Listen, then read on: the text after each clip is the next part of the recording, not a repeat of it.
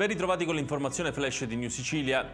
La Procura di Palermo ha chiesto al Tribunale di Trapani la condanna a 20 anni di reclusione dell'ex deputato regionale del PD Paolo Ruggirello, imputato di associazione mafiosa. L'accusa in aula era rappresentata dal PM Gianluca De Leo. Ruggirello è accusato di aver cercato il sostegno elettorale della famiglia mafiosa di Trapani, di essere stato punto di riferimento delle cosche della politica regionale, di aver fatto vincere appalti ai clan e di avere incontrato il capomafia Ghirga in diverse occasioni.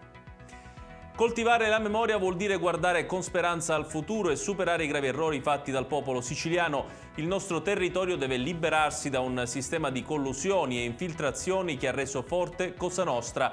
Lo ha detto Antonello Cracolici, presidente della Commissione Siciliana Antimafia a Sambuca di Sicilia, per la manifestazione Capaci di Legalità, promossa dall'amministrazione comunale. Parlando agli studenti di Sambuca, Cracolici ha aggiunto: per tanti anni la mafia è stata vissuta come un esempio da seguire, ora è il momento di costruire un clima di isolamento intorno ai mafiosi, devono sentire il peso della vergogna e nascondersi.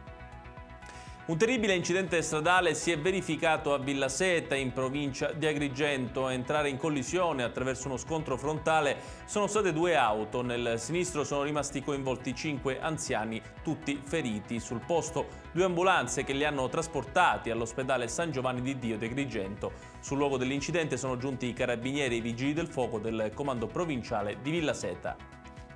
E chiudiamo con il meteo. Ancora tempo instabile in Sicilia nella giornata di domani. Lungo il litorale tirrenico ci saranno cieli molto nuvolosi al mattino con deboli piogge. Nel corso della giornata la nuvolosità diminuirà gradualmente. Lungo il litorale ionico e quello meridionale i cieli saranno parzialmente nuvolosi all'inizio della giornata, ma con un aumento della nuvolosità a partire dal pomeriggio. Nelle zone interne i cieli saranno poco nuvolosi al mattino, ma con un rapido aumento della nuvolosità e dei rovesci, anche temporaleschi, che si attenueranno in serata. La Protezione Civile regionale ha diramato un'allerta meteo gialla valida per il versante nord-orientale della Sicilia. Le temperature rimarranno stabili.